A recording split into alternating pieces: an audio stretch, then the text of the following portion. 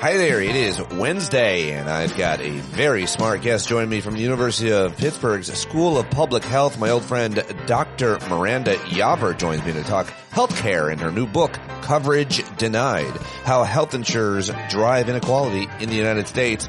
I think you're going to love that conversation. I learned a lot from Miranda. It begins at 34 minutes. But first, I've got your headlines and clips here on a midweek show. It's the 6th if you're listening and following along with me, and I'm very happy to have you here. Tomorrow night, I'll be hosting a hangout. I hope to see you there. It's supposed to be live today around noon with our old friend from Canada, Dean Blundell. We always have great conversations. Check us out live on Substack today, and if you're not following on Substack and YouTube at Stand Up with Pete, please do that. Please do that today. Okay.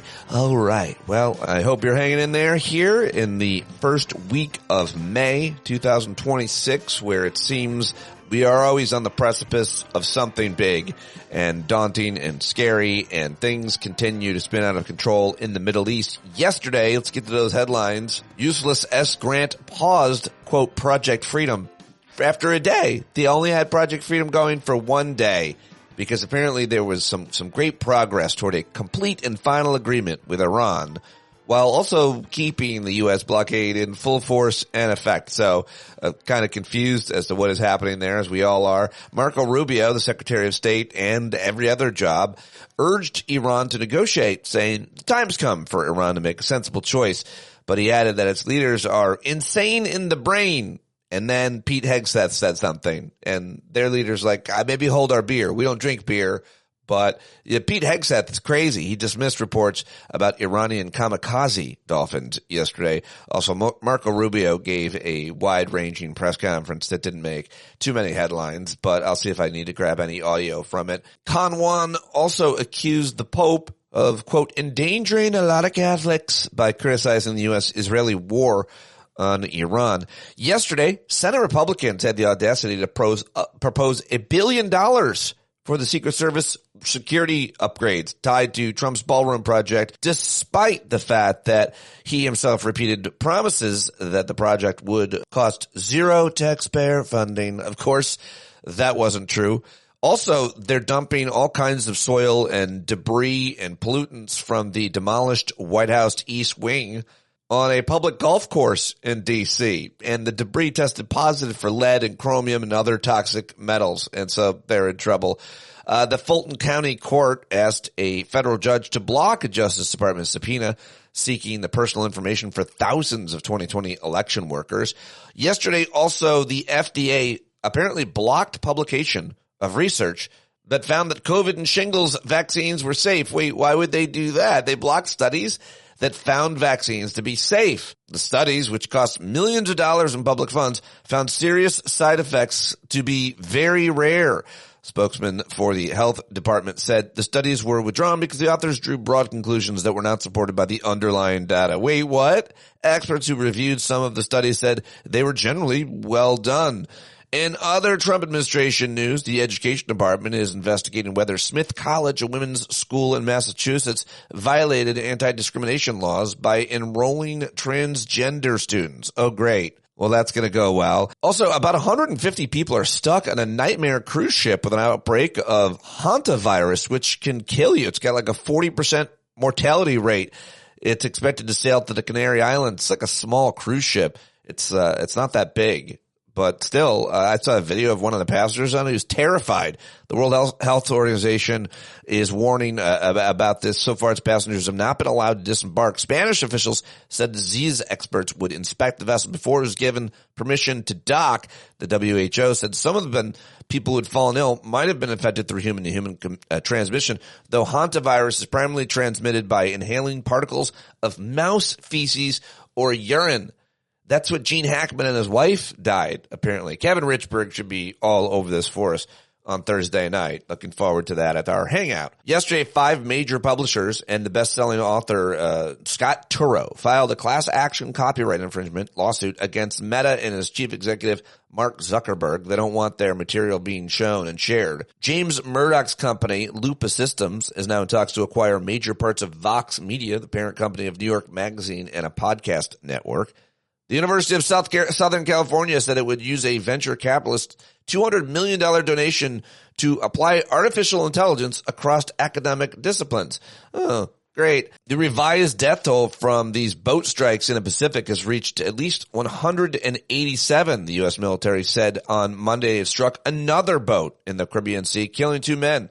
Part of a campaign against the people who the Trump administration just accuses of smuggling drugs by sea. It's murder, for sure. There was an important ruling yesterday from the 7th Circuit Court of Appeals.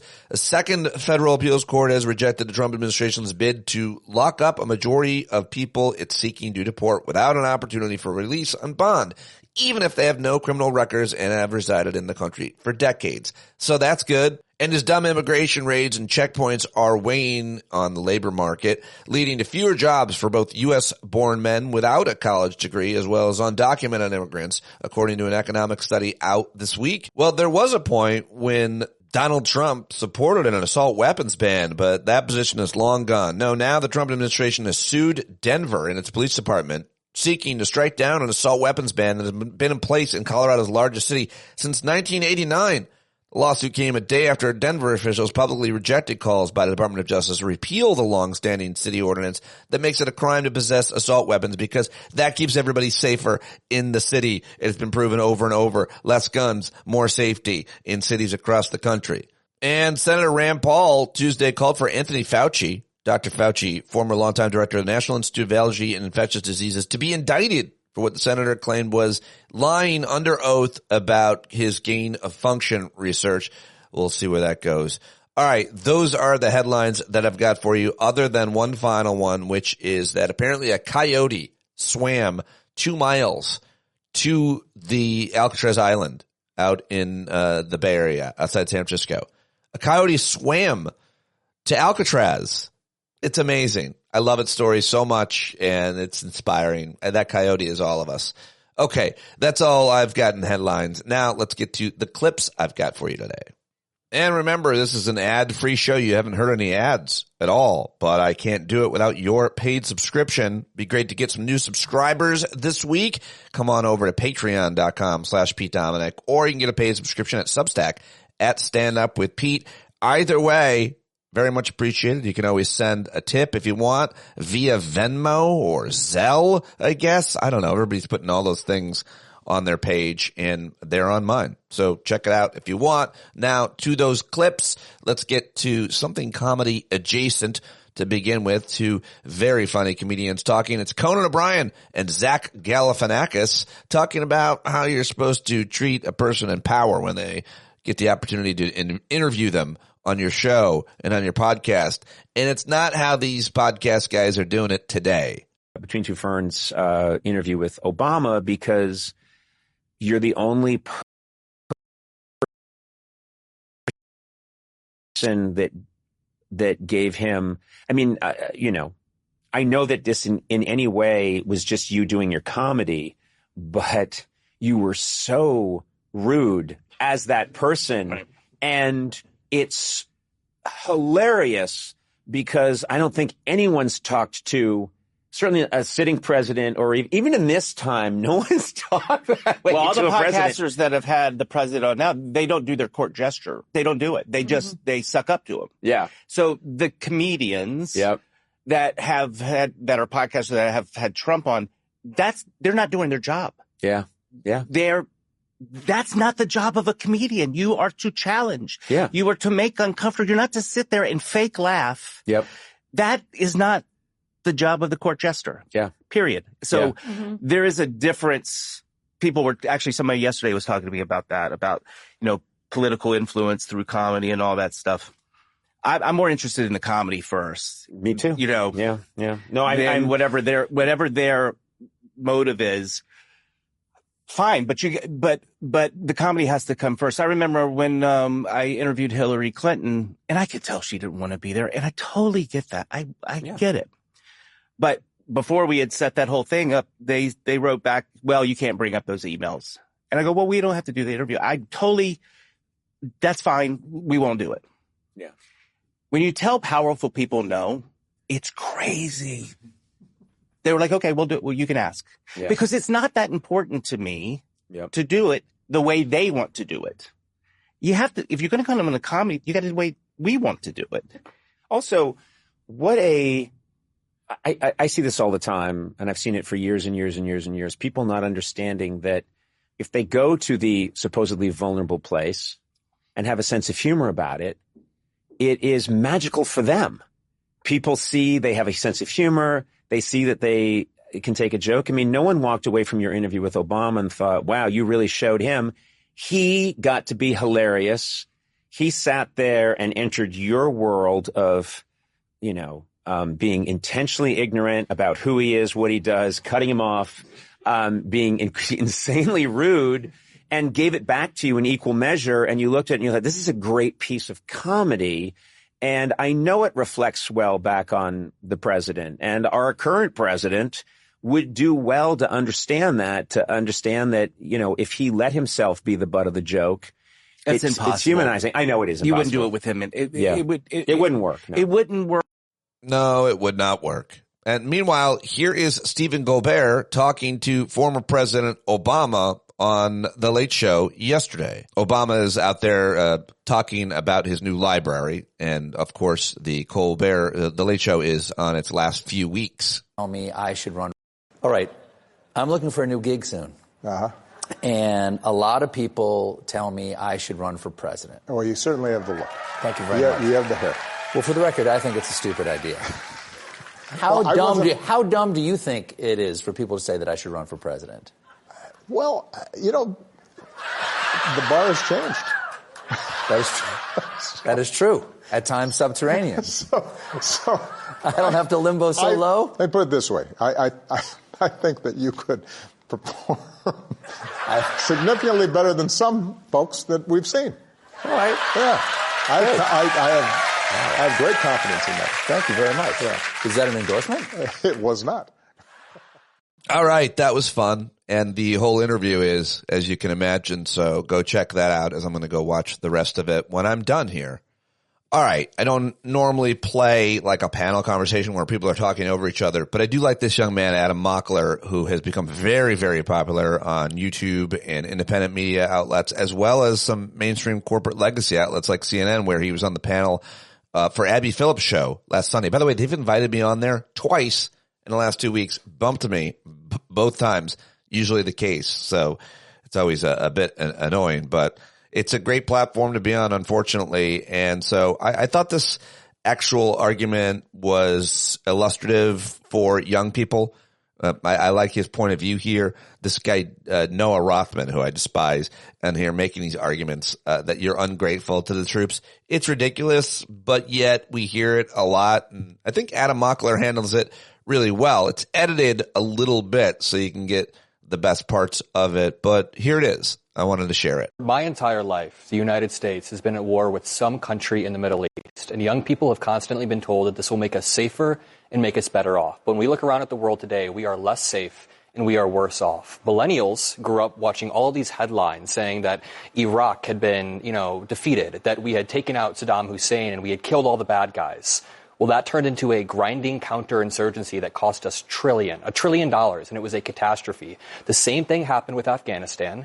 And now Gen Zers are going through the same thing with Iran. We are watching the same people who defended these first two failed wars go on television and defend another failed war. This war is failing. We have not gotten any political concessions. And I'm sorry, I'm not buying this trust the process line. I don't trust the same people who got us into the prior wars, amassed trillions of dollars in debts, and are not putting America first on the global stage. So putting aside, perhaps for a moment, even the politics of this current moment, is it fair for young people to have that level of distrust of the people, to Adam's point, who maybe defended the last war and were wrong and are defending this war too. Yeah, I don't think so. I think, honestly, Adam, that's immensely ungrateful to American service personnel and the people who keep us safe every day. After 9/11, it was by no means guaranteed that there would be no mass casualty terrorist attack on American soil in the immediate aftermath of that attack, especially since we had events in Madrid, in London, etc.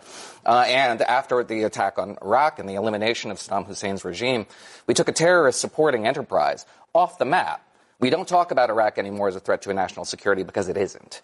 And those who would pretend as though Iran is not a national security threat and are just frankly dismissive of the extent to which American service personnel get up every day to stop these people from executing the attacks on American and their allies that they plan every single day. This is a thorn in our side. It absorbs a lot of American taxpayer dollars, to say nothing of the energy of our service personnel. And I just think it's just ungrateful to say that the service personnel are not keeping you safe when they are. No, I feel less safe due to the actions of our leaders. I am incredibly grateful for our servicemen. Expand on my framework. I gave a very good faith criticism of this war and of the history of these types of wars. And I had one person say that I was ungrateful, and then another invoke the weapons of mass destruction that Iran could potentially be developing. What I was trying to say is that getting military successes, if you want to call them that, doesn't always translate to helpful outcomes for the American people. We've seen this. We killed Saddam Hussein. We took out the bad guy, and it hurt us. It's arguable that this war is the most just war since World War II, because Iran has killed thousands of Americans. Saddam Hussein hadn't killed thousands of Americans. Afghanistan hadn't either. But he ran on no new wars. No, I'm saying... He ran on no new wars. Yeah, but it was so justified. Why didn't he take it to the Congress? He should have ran on it. It's a 47-year war, I thought. Why didn't he take it to the Congress and the American people if it was so justified? Ultimately, he may do that. But ultimately, why didn't he do that before the bombs were dropping? All right, crosstalk. That's it. That's all. But I thought that was a good perspective from Adam Mockler, and a ridiculous response from two of the Trumpers that they book on that network that they just shouldn't. They're just bad faith, in my opinion. But Noah Rothman, always smart and makes his arguments. I think they're ridiculous, but there it is. All right, let's go to Volodymyr Zelensky, the war hero leader, wartime leader of Ukraine, who threatened and basically commented about how Russia has this May 9 parade every year, the Victory Day parade, they call it in Moscow. I guess it's something like our July 4th. And they parade their weapons through the streets of Moscow. But now Zelensky is saying that Ukrainian drones could target Russia's May 9th Victory Day parade, and that they probably shouldn't do it. He said they don't even have the capability of showing military strength as they have in previous years. Here he is, Zelensky, and his rugged, weird voice. Russia has announced a May 9 parade in Moscow without military equipment. If that happens, it will be the first time in many, many years they cannot afford military equipment, and they fear drones may buzz over Red Square. This is telling. It shows they are not strong now. So we must keep the pressure by sanctions on them. And I thank you for the 20th sanctions package. I'm thankful to all the leaders, to EU, Antonio, Ursula, thanks very much. And especially those sanctions against Russian oil, the military industry, and Russian banks. We must continue this pressure.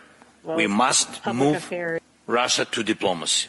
There you go, Volodymyr Zelensky. I love it. Yeah, I guess they don't want to parade their missiles around the streets if they're going to get droned. So there's a new documentary out called Steal This Story, Please.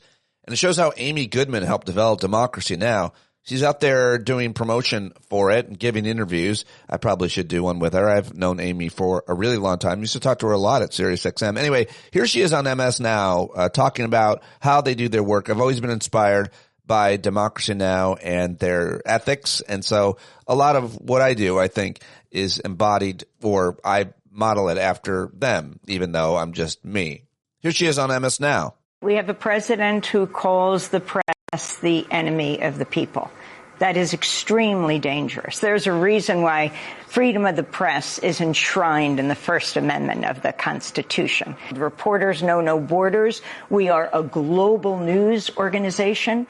And what we do mostly is bring out the voices of people at the grassroots who are closest to the story. You know, I always talk about going to where the silence is. That is our job as journalists. And sometimes it's not so quiet. It's raucous, it's rowdy, people are organizing, but it doesn't hit the corporate media radar screen. And that's where we live. You've been remarkably consistent over the course of your career. What has driven you and what motivates you throughout your career? To hold those in power to account. That's our job as journalists. We're not there to win a popularity contest. We're not a party to the parties. Whether I'm questioning the late President George H.W. Bush or President Clinton, whether we are talking with public officials today, it's to get at the truth. Or in many cases, there are truths. I'm not talking about facts that are just solid and you really can't question them, but hearing how people perceive things. And I think the most important thing is talking to people at the target end of, in our case, the most powerful country on earth, the United States, of foreign policy. So when you have the U.S.-Israeli war in Iran, you're talking to Iranians, Iranian professors, academics, poets. When we're talking about the hundreds of journalists who've died in Gaza, talking to people in Gaza, Palestinians, talking to Israeli peace activists, going to the heart of the story. That's why we call Democracy Now! News with a heart, the exception to the rulers. Yeah, good stuff. Good stuff. I'm going to watch that documentary for sure. We should have a watch party. Okay, let's get to another couple clips I've got for you. Analysis of the Iran war from two guys who are pretty smart. This is Michael Ignatius, longtime columnist, reporter, who is a pretty smart guy, and he made this video for the Washington Post, I guess, where he still is. I'll say something that's really obvious about war, but it ends up being very relevant to what's going on now with the U.S. and Iran. One thing that you can see through history is that if you're the weaker country, you don't have to win, you just have to survive. That was George Washington's secret in the American Revolution. He lost battle after battle, but in the end, he won. That was the Taliban's secret in Afghanistan. They just stayed and stayed. They never quit, and we ended up leaving. That's been Hamas's secret. After 2 years of getting pounded, they're still in control of the territory in which 80% of Palestinians in Gaza live. And that appears to be Iran's strategy in dealing with overwhelming firepower from the U.S. and Israel. They've gotten punched hard, but they're still standing. And as we look at Iran, we wonder, are they winning this conflict because they're surviving? Yes, that's the stuff. Asymmetric warfare has been effective for 2 lifetimes now that we have evidence for. I was watching some Vietnam War documentary the other day, and it was from the American point of view, an American veteran who fought in Khe Sanh in 1968, I think. Anyway, we had all the air power. We had helicopters, we had howitzers, we had all the airplanes and targeting, and we killed way more of them than the 58,000 Americans who lost their lives in that conflict. And we lost. We lost to a bunch of guys hiding underground and in tunnels and in the jungle, obviously, and because they were more effective fighters. And that's what's happening in Ukraine, you could say as well, because they are able to develop amazing new technologies. This is what happens when you attack a country filled with engineers. I heard somebody say about Ukraine. Engineers and scientists. Yeah, not the smartest thing to do. Now they're selling their weapons technology to the world. Ukraine is. And if you haven't been paying attention to what's happening in that conflict over the last month or so, it really is seemingly turning. And apparently Putin is hiding for weeks in his bunkers, and there's more talk about him being removed or overthrown. So, yeah, very interesting. Thought I would play that one. And also, here is William McRaven, the former head of Special Forces, the guy who oversaw the raid on an assassination of bin Laden. He said this about every single military expert who would counsel any president about a possible war in Iran and what would happen. Thought this was really good. Military leaders would have told the president from the very beginning. They would have said, look, changing regimes is hard. So if you think by bombing them, they're all of a sudden going to give up, probably not going to happen. Particularly in Iran, the regime is wide and it is deep. So taking out the supreme leader just means that somebody else is going to step up. And oh, by the way, you took out an 86-year-old man. Now you got a 56-year-old man. And even according to Israeli intelligence, the new regime is even more hardline. So they would have told him, the military would have told the president, regime change is hard. The military would have also said, we've never bombed our way to victory. So in no point in time in the history of the military have we bombed our way to victory. It was going to be hard. The final thing they would have also said, look, if you think there's going to be this uprising and we'll have a Jeffersonian democracy, that's probably not going to happen. It could, but it's unlikely. But the one thing they would absolutely positively have told the president is you never, ever, ever, ever talk about Iran without talking about the Straits of Hormuz. They would have told the president, as soon as you start bombing Iran, they are going to do what they can to close the Straits of Hormuz. And clearly they have done that.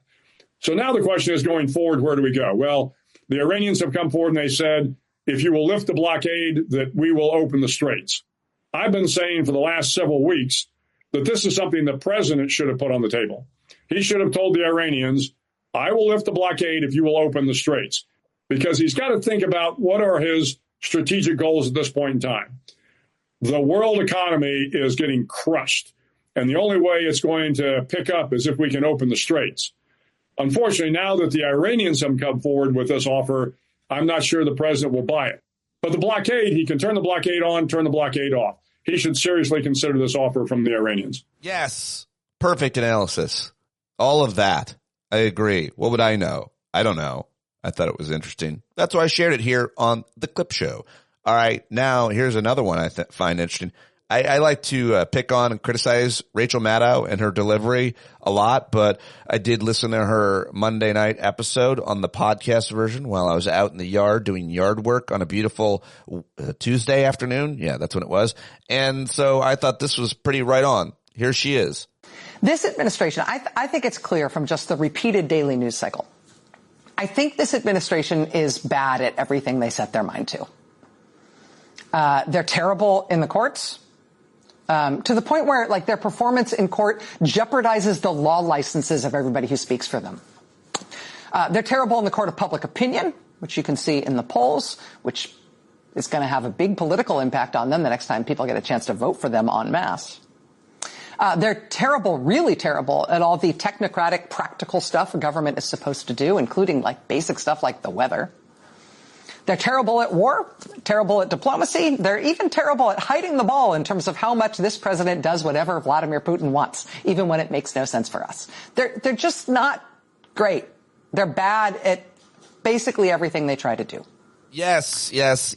I agree fully. And I think that's a very important point. And she went on to say a lot more. I thought it was an interesting episode, and I recommend it. For sure, because she talked about the gutting of the Voting Rights Act and how it's a war on Black Americans, and she does a pretty good job covering that. As does Jon Stewart, who also hosts only on Monday nights, and he had the brilliant Sherrilyn Ifill on to explain some of the consequences of last week's Supreme Court decision and give us some history and background. The Voting Rights Act of 1965 completely changed the game. When that act was finally passed by Congress, there were only 72 black elected officials in the entire United States. In the entire United States. You're not talking about just Senate, House of Representatives. No. You're literally talking about state houses. That's it. Anywhere. 72. In the whole country. There you go. And then, of course, it started to do its work. And so by 1980, right before the Congress reauthorized the Voting Rights Act, we were up to about 1,500. And then Congress amended the Voting Rights Act in 1982 to change the test used for establishing discrimination under Section 2. Right. And after that passed... What was the test that they used? Or what was the test prior to that, and what was the test after that? Sure. So we had thought that the test was that if you showed that a particular practice used by a state resulted in black people not being able to elect their candidates of choice, it violated the Voting Rights Act. Okay. Then the Supreme Court in 1980, in a decision called Mobile versus Bolden, said, no. The test has to be that you have to show that the jurisdiction was intentionally racist. Like, intended, yes. So the guy would literally have to come up and go, we're just trying to be racist. Yeah, and of course... Even though they didn't do that in Reconstruction. Listen, they never did that. Well, there were a few cases where there's some interesting hearings that took place in state houses where they said some things, but that certainly was not the norm by 1980, right? Which is why the effects test was so important. So the Supreme Court says, no, it has to be intentional discrimination. And Congress comes back and says in 1982, no, we meant you can just show that the effects of the decision produced this result. The results. And these are the amendments to the Voting Rights Act in 1982. You know who really was opposed to those amendments in 1982? I'm going to say Oliver Wendell Holmes. No. A very bright young lawyer who worked in the Department of Justice, first as a special aide to, it's not going well, as a special aide to the Attorney General and then to the Solicitor General. And he was the point person on trying to convince Congress not to pass these amendments that would address the Supreme Court's decision in Mobile versus Bolden. And that young attorney, his name was John Roberts. So this has been something he's been on for some time. He's a patient man. Yes, we've heard that from Eric Siegel for years. David Daley talked about it last week as well. But I'm glad she's out there and making sure that more and more audiences learn about who John Roberts really is. Well done. Well said. Jennifer Welch on the I've Had It podcast shit on everybody who went to the Met Gala and supported Jeff Bezos, which was quite a controversial thing to do. I like this. All right. There are so many people that are just heartbreakers that attended the Met Gala. And this is a time in American history where you're either on the side of the fascists that are anti-gay, firing people from the military because they're black or because they're female. You're either on the side of these billionaires that fund ICE, that fund all of the overseas operations in Gaza. It's just disgusting, disgusting stuff. So Jeff Bezos and his wife, Lauren Bezos, are trying to launder their image. They're trying to have it both ways. We're going to play patty cake with fascists. We're going to fund fascists because we are fascists, while at the same time, we want to be cool with this industry that lifts up diversity, that lifts up gay people, that lifts up women, that lifts up creators. And we're not going to let them have it both ways.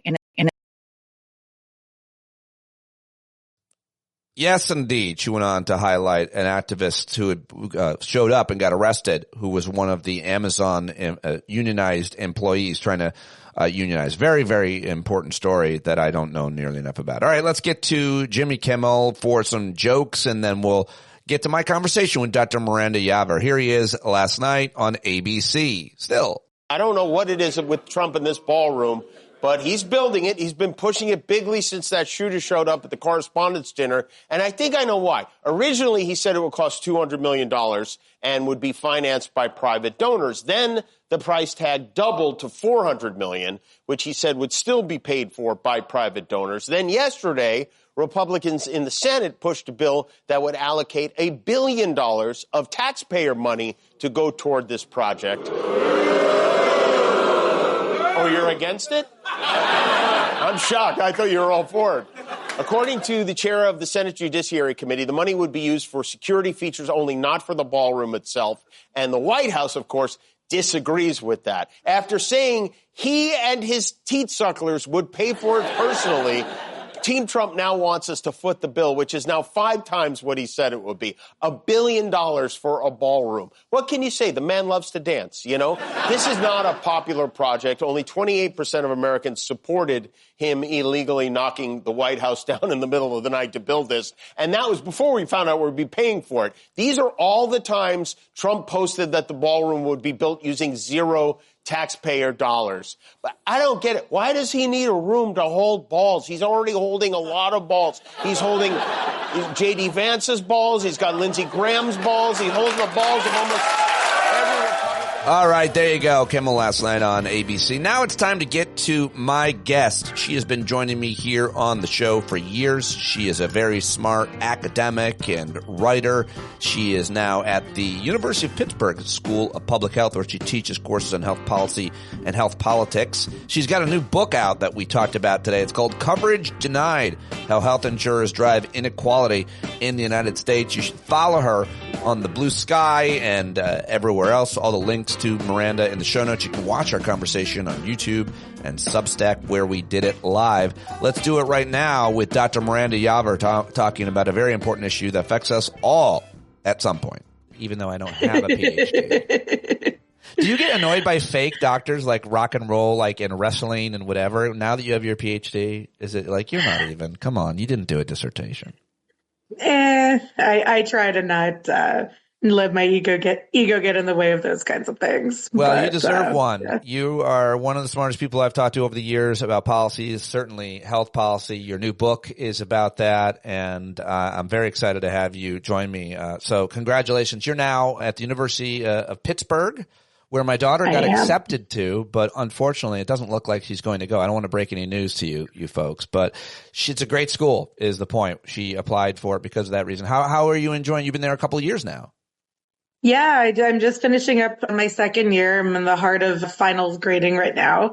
It's been wonderful. I feel really lucky to have such great colleagues. I'm in the School of Public Health and the Department of Health Policy, and then have secondary appointments over in political science as well as public affairs. Yeah, I mean, it's a great place to be doing health policy research because Pittsburgh is a city that is completely dominated by health and medicine, although that obviously presents certain challenges in the current funding environment. Oh, we'll get to that, I guess. But just say something, generalize about this generation of young folks, college students, if you will. Talk to me about, their interest, their passion. They're obviously a select group because they're in the school that you teach at. They're going to college. They're studying public health. They understand policy. So it's not like they're getting their ideas about the role of government from cable news or anything. But a lot of them are watching TikTok and so on. Young people. Generalize about young people for me, if you don't mind. I mean, I think this is certainly an interesting generation to be teaching public health and health policy because this is a group of people whose first understandings of public health came from experiencing the COVID pandemic. And I try not to think about how young they were when that happened because then I get more gray hair. But, when you're in 8th or 9th grade and the country / globe, shuts down because of this massive pandemic, and then you start to understand what is epidemiology, how do politics and policy enter into the picture. And I think that that's one of the reasons why we have so much interest in studying these issues. I think that one of the things that has been really heartening, and I certainly teach a broad variety of students. A number of my students are pre-med, others are more of the policy wonk variety. But, one of the things that I had been really wondering going into this academic year was we just saw this hemorrhaging of public health funding and staffing. And I was really curious to see what our enrollment was going to be looking like. Do people want to dive into this mess? And I've been just so heartened to have the opportunity to teach so many people who actually are running into the fire and wanting to make this better as we look ahead to hopefully the pendulum swinging the other way and being able to rebuild everything from government agencies to trust in vaccines, as well as health insurance, which of course is what I largely study. So many threads to pull out there. I guess just one question, just your opinion of how, whether it be young people or Americans or folks around the world, feel about institutions, healthcare, doctors, post-COVID. There's an argument to be made that a lot of institutional respect was degraded because of COVID and decisions and people not understanding how those decisions are made, obviously. And then, of course, the Trump administration and, I would argue generations of Republicans saying government is bad. But what is your view on how people see important institutions, from you and academia to other, health policy think tanks, to hospitals, physicians, and other healthcare providers, as a result of what we've all gone through over the last, since COVID, I should say, or maybe even before that, because also you mentioned vaccines, sowing distrust in vaccines. That began before COVID, obviously. I covered that for Absolutely. years. Yeah. So one of the things that we know is that trust in clinicians tends to be very high. So that usually nurses are at the top of the list, followed by doctors. Damn right. And, people often have a lot of trust in this, but there are racial disparities there. There have been generations of healthcare discrimination and bias that can sow distrust in certain racial and ethnic minority communities. And these are issues that are enduring. And then sort of when we look at the broader public health policy apparatus, then we are really getting into these partisan divides. Because as we know, the COVID, even though a lot of distrust, partisan asymmetries in distrust in institutions certainly preceded the pandemic was this perfect storm in a sense of there being some underlying distrust of government institutions, as well as mixed messaging and a fraught media environment, combined with an accelerated vaccine timeline for a public that has generally low information about vaccines and mRNA and coronaviruses. And so that can also lead to a sort of a mix of healthy and less healthy distrust in public health that is then sort of even further widened in terms of the partisan divides. Sure. When we look at the current environment where now there's reason to not follow certain federal public health agencies' recommendations. And one of the things I talk about health-related distrust with my students a lot, and one of the main things that I hope that they as well as the listeners really take away is it is very easy to lose trust and it is very difficult to rebuild it. Oh, yeah. I think that a lot of us have experienced this, whether with like friends or family. It's very easy to alienate people and it's very hard to bring them back into your corner. And so I think that we are going to be in this very enduring period of, if not distrust, certainly writ large, certainly within large segments of the population. And I don't know how or when that really resets or recalibrates. But when Mom Donnie is president. And then certainly with respect to health insurers and the pharmaceutical industry, I think in some senses, that brings us more into the healthy distrust, just given the fact that we house so much of our healthcare in for-profit entities, which just shapes a lot of decision making. And that certainly culminated in some of the discourse that we saw following the events related to United Healthcare. That is kind of an understatement. But yes, obviously. Yeah. So the new book, there it is, Coverage Denied: How Health Insurers Drive Inequality in the United States. You've been open about your own personal health struggles, chronic health issues that you've struggled with. Outside of that, what else inspired you to get into this field? Or was it your own personal struggle in dealing with the healthcare industry and health insurance and realizing what I think a lot of people, Americans, don't know, and correct me if I'm wrong, but I've always just kind of made this argument that most Americans don't have to go to the doctor with some serious illness that's going to cost them a lot. And so they're just not as in touch with how much of this issue, obviously as you get older, you do. But the problem is most people don't have issues with health insurance because they don't necessarily need to access it until they do. And then they often realize most of the time that it's a goddamn nightmare in this country. How true is that? And where did you start getting interested in it? Yeah, so I'd always had an interest in health policy. It was not the optimal time to study health insurance in graduate school because I started grad school right when the ACA got passed and then was getting dragged into court. So I steered clear of that in grad school.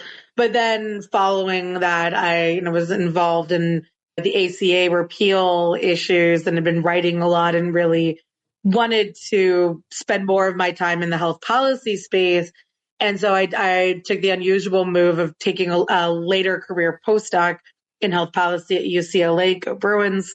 And one of the things that I was really struck by as I was in this new city with new health insurance, establishing with new providers, I'd had insurance barriers before, but in this particular health plan, just everything was getting denied or delayed. And I think as opposed to just thinking about my own experiences, one of the things by which I was struck was I was really aggravated and overwhelmed at all of the research I wasn't getting done because I was sort of caught in the red tape of my insurance. And then I took a step back and was thinking, well, I'm a white native English speaker from the U.S., have a PhD from Columbia. I work a lot, but but my job is flexible enough that I can be on the phone at 2 p.m. on a Tuesday. If I'm struggling, what does my neighbor do? And this was also a time that a lot of administrative burden work was starting to come out. And so then a lot of the wheels started turning and really thinking about this as an administrative burden story that could really fuel a lot of inequity because so few people have the health insurance literacy and wherewithal to overcome this. And to your point about not necessarily appreciating the shortcomings of the American healthcare system until things go really wrong, I think that's absolutely right. And that's one of the reasons why we saw this a little bit of a disconnect in the healthcare discourse following United Healthcare, where sort of the healthier people were a little more taken aback by the outpouring of public frustration. And in polling, we typically see that overall people like their own health insurance more than they like the healthcare system. Right. But even that tends to go in different directions when we look at sicker people versus healthier people. And I think that there's really two types of patients who can especially struggle when delays and denials arise. And one of those sets of people is, the people who are really marginalized and sick and really need to be focusing on their health, but are instead getting caught in this maze. But those are also people who may have learned earlier on, take note of every the reference number and every call and learning by doing. Whereas there's also the set of people, to your point, who may have been healthy all of their lives and then had an injury, whether driving or riding their bike, and getting delayed or denied scans to see what happened to their back.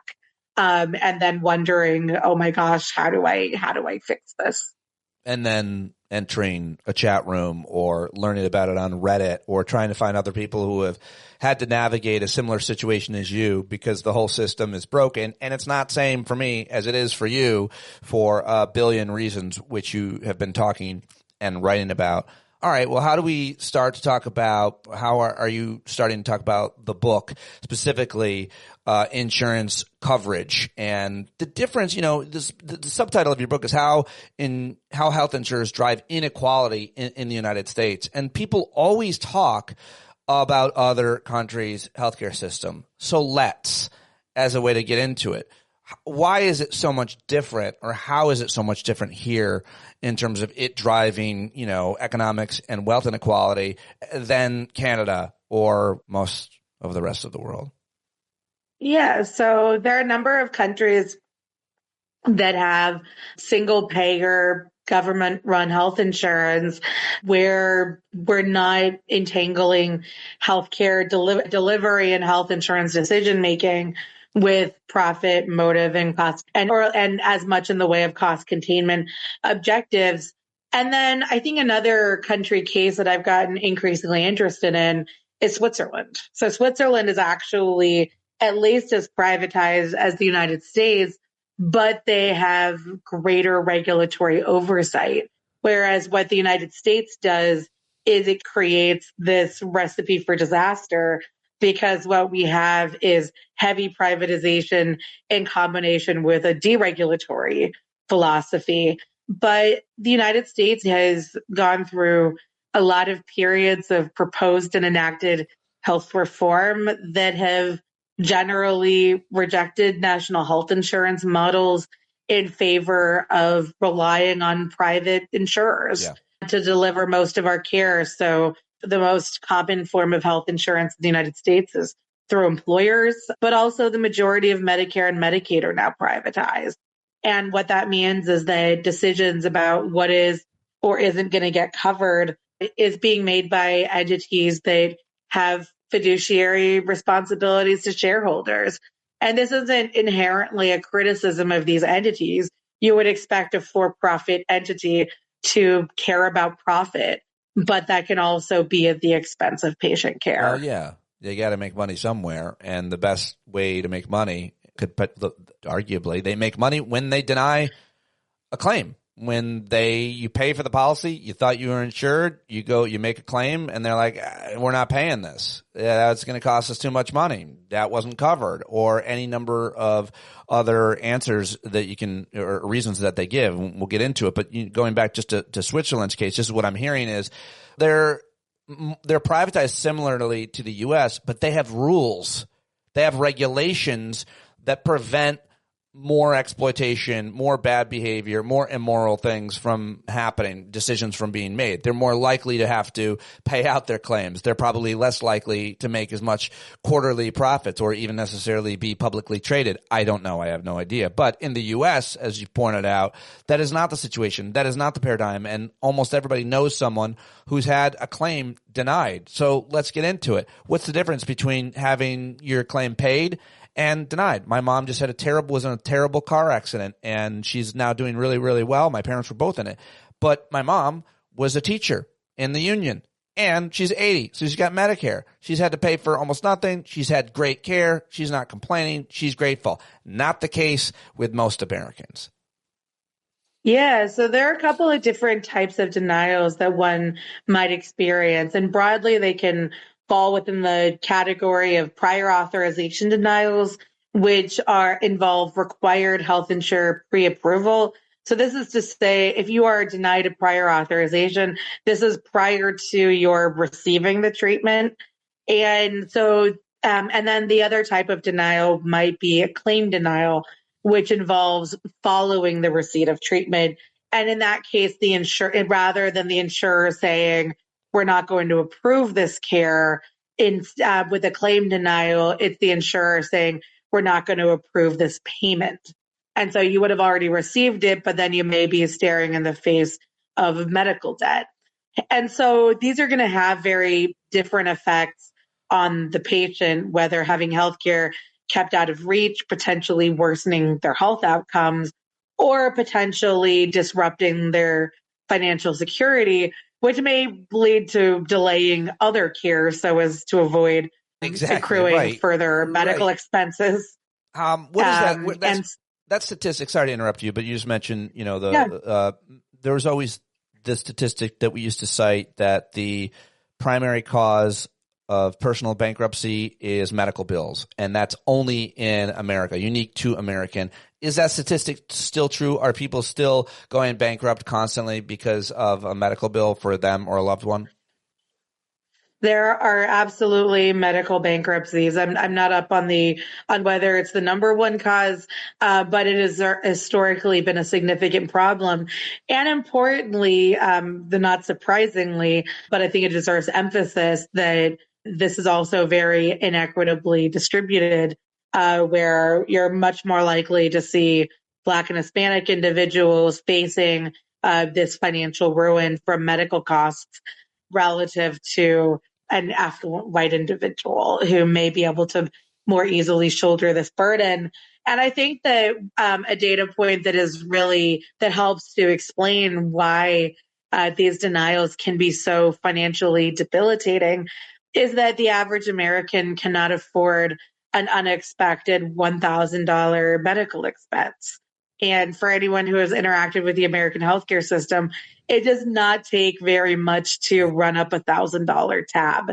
I've certainly had, a decent sized blood test workup that has cost $1,000 if I didn't have insurance. And so it becomes very easy to see how if one thing goes wrong, one can face a lot of economic ripple effects.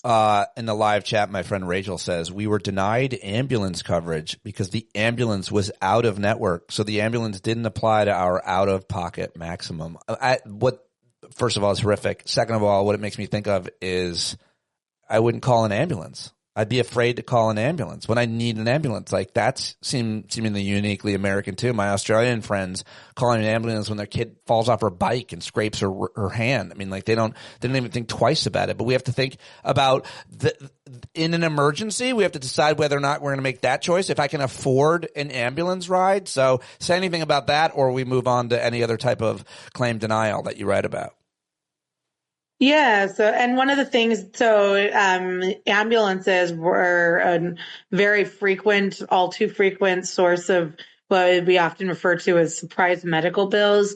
And one thing that people often forget is that the No Surprises Act of 2022 has a much more limited scope with respect to ambulances than people think. One of the areas of denials that I focused on a lot in the book was prescription drugs, though. And, most of us take prescription drugs, at least one. They're not all things that will require prior authorization or step therapy. Step therapy is when your doctor wants you to be on an expensive drug, but the insurer wants you to try and fail cheaper drugs first before you can step up to the more expensive treatment. But prescription drugs are this really, really big source of health insurance barriers. And, prescription drugs are notably expensive in the United States. So there may be some cases where someone can pay out of pocket and maybe hope for eventual reimbursement if they appeal, but that is far from a guarantee. Say more. What else did you learn? What else? You talk about prescription drugs and talk about treatments for anybody with any kind of chronic issue or chronic illness. So one of the things that I think it's a really great example of the harms that can come from the fragmentation of our healthcare system. And, fragmentation makes it really difficult for us to understand what is going on, what we're entitled to, and so forth. And this really hurts both patients as well as their physicians. So one example of this fragmentation is that each health insurer makes its own decisions about what drugs are going to get covered, what is going to have a prior authorization, what the step therapy requirements are. And so one way that this can be harmful to physicians is that they have a hard time having sort of categorical recommendations for a patient who has a certain condition, because what is covered on one of their patient's plans may not be on the other. And so a lot of the physicians whom I interviewed talked about prescribing in this black box, not knowing whether their patient would be able to pick up their prescription, what was going to invite an onerous appeals process. And on the patient side, one of the challenges is that not only may we have to go through these processes, but this can also mean that there is disruption in our own treatments when we change insurance companies, which we do every few years, whether because we got a better deal on the marketplace, whether we changed jobs, moved, went on our spouse's insurance, and so forth. And so you might have gone through these various hoops to get on treatment A on United Healthcare, change jobs, wind up on Cigna, and find out that your prescription is no longer, is not on the formulary. And then you either have to appeal or find a plan B, which can be really frustrating, especially considering that some of these requirements are being applied to drugs that people aren't abusing. So prior authorization is meant to not only rein in costs, but relatedly rein in over utilization, over testing, over treatment. But in a country with notably expensive insulin, people aren't wanting to inject themselves with insulin just because it's a rainy day. but there are a lot of formulary restrictions on insulin. So you might respond better to Humalog than Novolog, but be at the mercy of your insurer.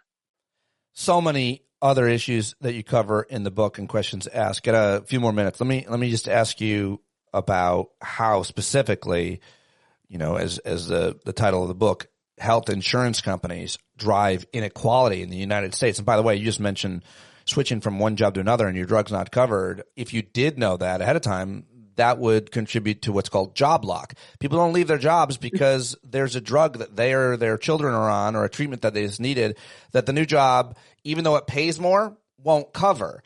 It's such a anti-capitalist idea, if I should say so, that you would think they would want to fix.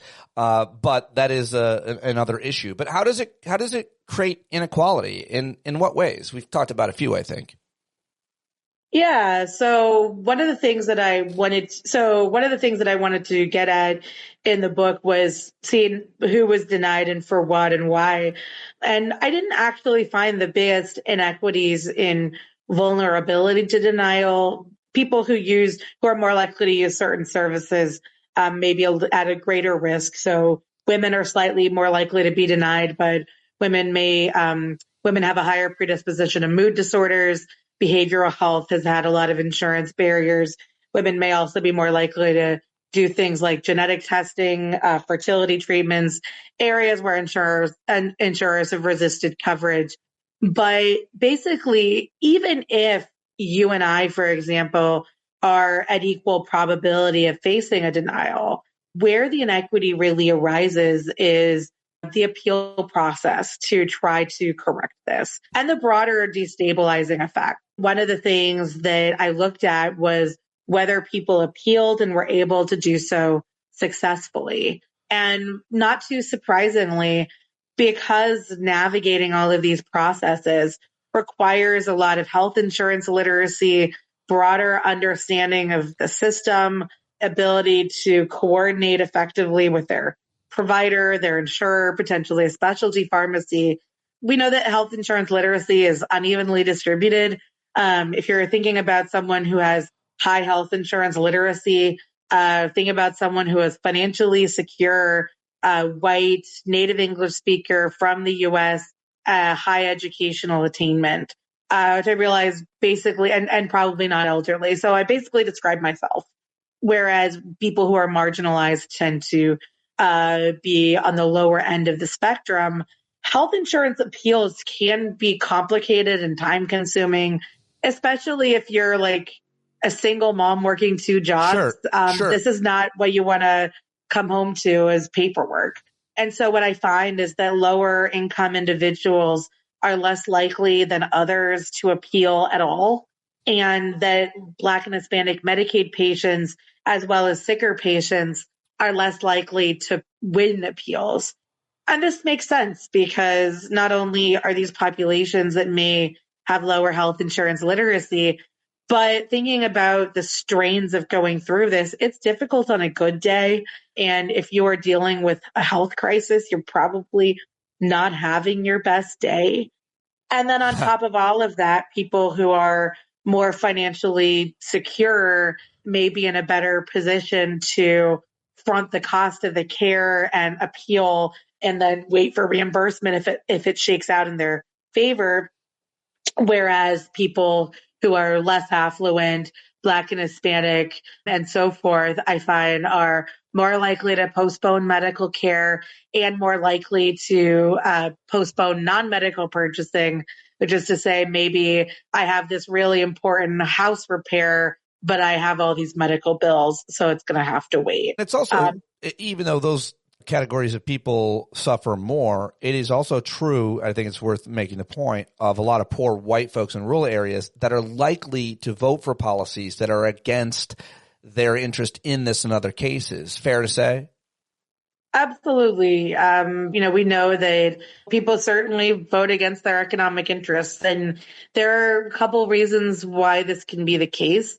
Some of it can be an information problem, and some of it is just that party ID tends to overwhelm all other things, and that can mean that votes do not necessarily align with health interests. But sort of when we look at the policy, so, this is the book, it certainly gets into the political origins of these problems as well as what's keeping us from really addressing them. But strikingly, when I interviewed patients, I didn't ask any political questions. I certainly interviewed people of broad distributions of political persuasions, just probabilistically, but given sort of the geographic diversity of where these interviews took place. But a lot of these people actually did volunteer their thoughts on health reform. And there was an understanding about the challenges of health insurance privatization. But there is also this overriding perception among a lot of the American public that private markets function more efficiently. But actually, if we look at the insurers that have the lowest amount of money going toward administrative spending, it's Medicare. It's traditional Medicare more specifically. But I don't think that really resonates or breaks through to the masses. What about solutions? What about reforms? What about what policymakers could do to help remedy so many of the issues that you identify and unpack for us in your new book? So one good thing is that prior authorization reform is an issue that has gotten a lot of traction at the state level and in a very bipartisan fashion, even in this economy. So California has enacted legislation to better regulate health insurers' use of AI, which is a subject we haven't touched on yet, basically saying insurers can continue to bulk process approvals, but if a denial is going to be recommended, there needs to be physician oversight by a physician in the appropriate specialty, which doesn't sound like, it sounds like an obvious point, but a lot of states do not require this. And so this is one of the ways that states are trying to improve things through broader streamlining of prior authorization processes, making sure that the rest of them are electronic, which can be more efficient and speedier, as well as improving AI oversight. The challenge is that this doesn't really disrupt the broader philosophical issues, which is that health insurance decision making is being handled, healthcare decision making is being handled not by the treating physicians. One of the things that I argue, so one of the challenges with state policy making in this space is that states can only regulate a subset of health insurance. So there's this really big, gnarly law called the Employee Retirement Income Security Act, or ERISA, which explicitly prohibits states from doing any regulation that relates to what is now most of employer-sponsored health insurance. Wow. And this is problematic and often overlooked. It's problematic because we're so often used to saying, well, things are really broken in Congress, but at least California can move the needle. At least Massachusetts can do something, or take your pick of state. And this is a law that says that for a lot of people, they can't. And so that is something that I think really needs to be addressed. And Congress tried to do this in the late 90s, but the 1990s were not a good decade for health reform. What I argue for in my book, because overutilization in America is a problem. How big a problem it is up for debate, but there is overprescribing, and it isn't costless, whether to the system or to the patient themselves. I think that the big debate is, do we address this very real problem with a hammer or with a scalpel? And we have obviously, as a country, chosen the hammer method, whereas my book, I think, argues much more for a scalpel method. And so because prior authorization started off pretty narrowly circumscribed and has now bled into most corners of healthcare delivery, even where there isn't really evidence of overuse, what I argue for is that it would be better replaced with an audit-based model, which is to say, audit physicians who are outliers in prescribing, and maybe do random audits of everyone else with the idea that if you are identified as someone who is way out on the tail in terms of prescribing, then maybe prior authorization can be a penalty and an error correction rather than imposing these broad-based front-end barriers to care for everyone. I'm surprised that's not already a policy in place. It sounds pretty commonsensical because there's that. I thought so too. Because you're actually getting at the problem rather than inducing all of these inefficiencies that delay care for patients, that cause administrative burdens for physicians as well, and that, can sometimes drive up costs because if a patient is denied a necessary drug and they wind up in the hospital, that is going to be a more expensive place to receive medical care. But insurers might be thinking, well, if I can save money on the continuous glucose monitor, by the time there's a diabetic complication, they might be on a different insurance. And so this is something where I think they were shifting to an audit-based model where prior authorization kicks in when you are identified as a potential overprescriber, I think would be better for everyone. So much more to learn, so much more to talk about. You got to get the book. Super helpful. You're doing very important work, as always, Miranda. Thank you so much. It's very kind of you to say. It came out last week. Get the book wherever you can, but you've just started doing the promos. You got a big talk tonight at an independent bookstore, I know, in Pittsburgh there where you live and teach. And I hope if you're somewhere where Miranda is, you should go see her. You should reach out to her. You should follow her on all the social media. You should get the book and join the fight, really, to reform our healthcare system. She's been doing her part for a really long time to educate folks on it and continues to here today and all the time. Thank you, Miranda. Dr. Yaver. Thank you so much, Let's Pete. do it again It was soon. such a pleasure talking with you. Yeah, it's been way too long. There's so many other issues to talk about. We got to keep in touch. I'm so glad to have talked to you today. It's a real privilege, as always.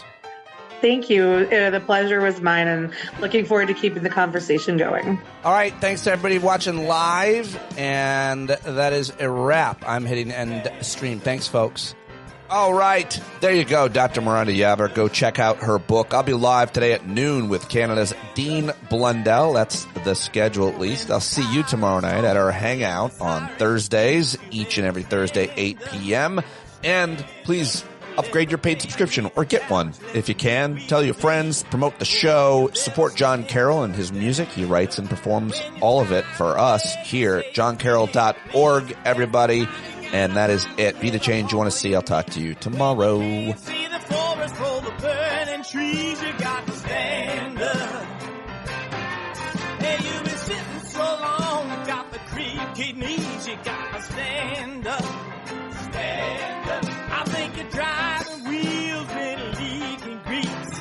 Boy, you better stand up. Stand up. Well, there's a whole lot more of us who know what's right. They'll keep right on ignoring us if we keep sitting tight. You got to open up the window to let in some light. You got to stand up. That's right. You got to rise up. You got to stand up. You got to stare the devil straight in the eye. Let him know it's his turn to go. See it clear when all you hear is a lie. Don't get up off of your butt, down off of your fence. And even if it ain't a very friendly audience, well, they'll begin to listen when you start making sense. And you stand up, stand up. No need to point your rifle to defend your town. Just stand up, stand up. You know they can't deny what you're laying down. Oh, you better stand up. Stand up.